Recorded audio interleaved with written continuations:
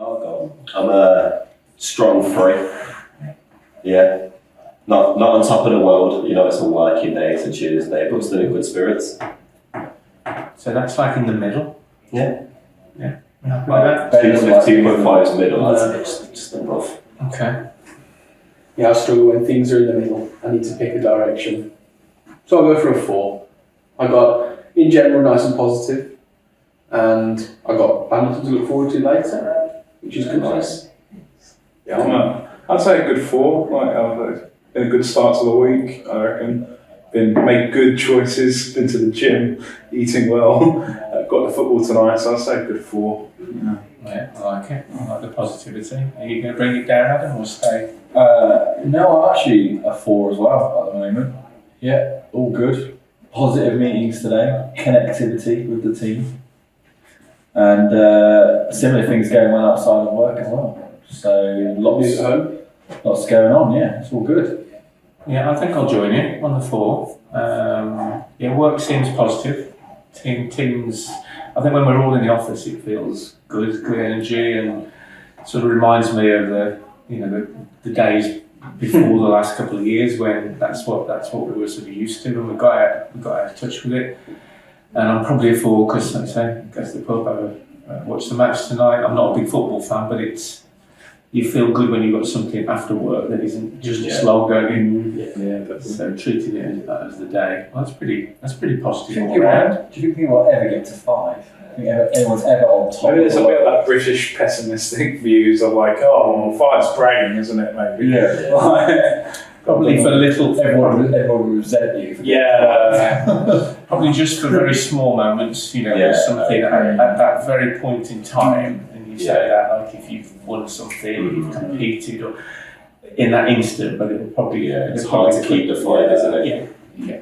We don't expect to be 5, do we? I think as well, if you live at a 5, then it's hard to take note of. It's hard to take note of special moments. Like if everything's brilliant, then nothing becomes brilliant. Yeah, definitely. I agree with that.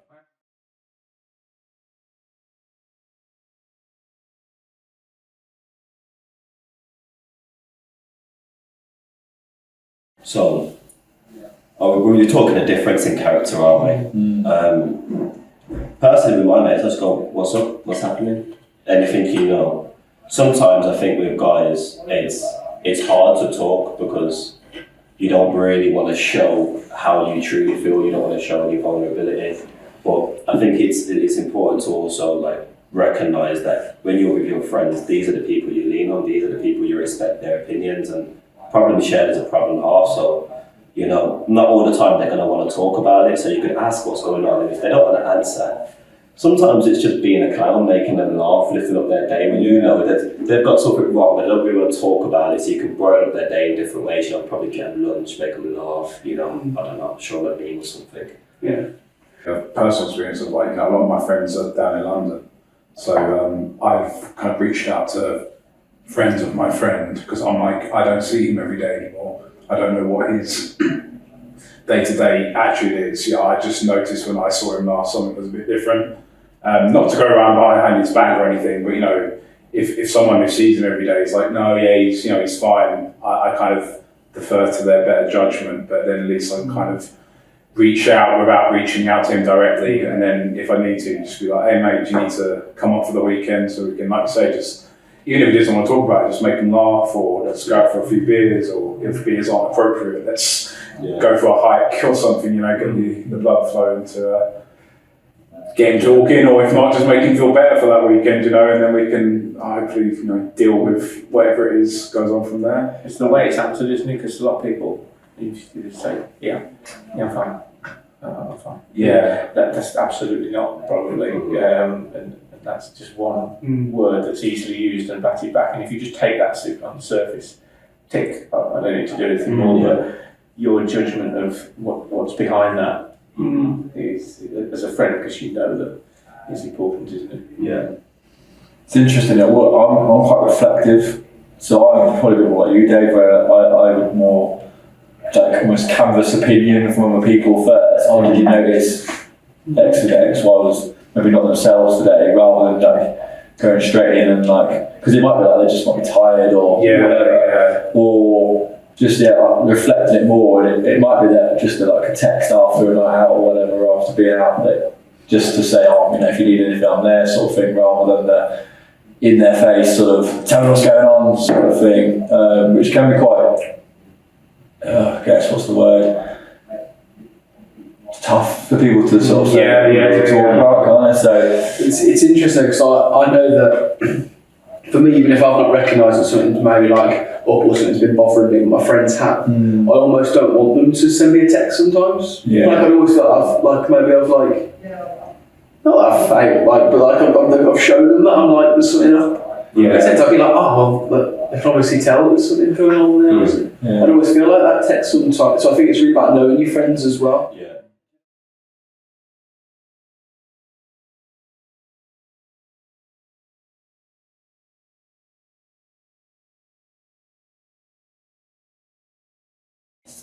I would say not often as I should. I think personally, I'm that person where if I'm really frustrated or really kind of going through something, I kind of press it down. And I'm kind of like, yeah, I'm cool, I'll put a face on. Because the more I talk about it, the more upset I may get or the more frustrated I get, and I don't want to really show much emotion in front of people. So I find myself kind of being reserved. But then once I've kind of found my composure and found the right words I want to say, I'm comfortable addressing the situation.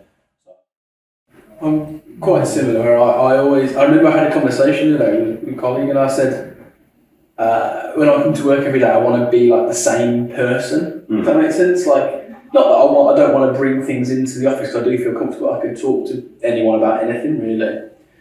But I always said that I don't want to be let my emotions rule my character. Yeah. Or take over my character. And I think after that conversation, maybe change the fact that actually like it's okay if they do, probably. Whatever, as long as I'm not horrible to a person or whatever, you've got nice enough people around you where you can probably work it out in the end. But I always thought that was quite a positive thing. Interesting. I sometimes want some of my best conversations, whether it's about feelings or work, like after hours, when there's like 2 or 3 people left in the office, and you just sort of you stumble on a topic like you said. We've had chats before, like the last two in the office, and you randomly start talking about something, and it leads on to you just get to know that person a little bit better, which really helps then with understanding that each other's what's going on. And sometimes, obviously, the work relationships given a fairly safe space.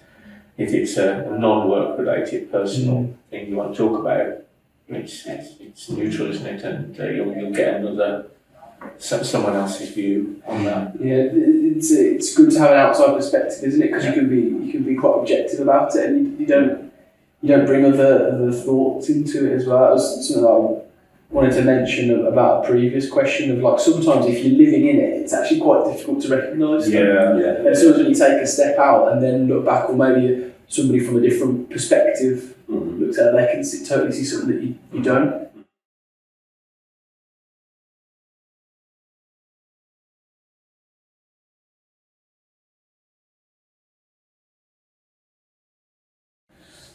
I think that leads on like being basically it's okay to be vulnerable.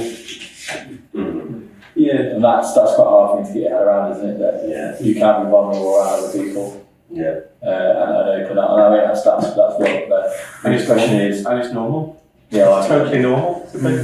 I was just going to say, echo what I said before, just like recognising the small red flags and literally they can be tiny, like you're late into work 10 minutes and it sets you off on the bad start, and then you eat something bad, or and then you maybe miss a deadline, but then the brain fog kind of kicks in, and then you're getting up late and you're not sleeping well enough, and then it just spirals. So just really nipping it in the bud at first. And like I say, not always going to nip it in the bud, and you're going to have the lows sometimes, but I suppose you've got to just realise that those lows will level out, and you're going to have lows and highs in life, aren't you? I mean, it's a sad inevitability of life that you are going to have them, but you as long as you control them, recognise that you're having them. It's okay to kind of let people know that you're not perfect, that you're not always going to be 100%. Yeah, it's a good way of putting it. And for me, one thing I was thinking, it's appreciating what I have rather than what I haven't got. And I think having enough things to look forward to that make me happy, and that could be looking forward to it's just me tonight. I've just got no one. I can just have some of my time, whether it's just listening to music or just chilling out, or looking forward to a social time with people that I enjoy the company of. So I think it's having enough. If you haven't got the time when I think I'm a bit, not down or depression, but just a bit fed up, is when there's nothing on the horizon and everything seems a bit of a churn, the same. So I think having things to look forward to and people to look forward to see is important. But that perspective of saying, you know what, I'm lucky. Yeah. Look, I'm lucky. I've got my health and I've got friends, and that's a lot to be grateful for.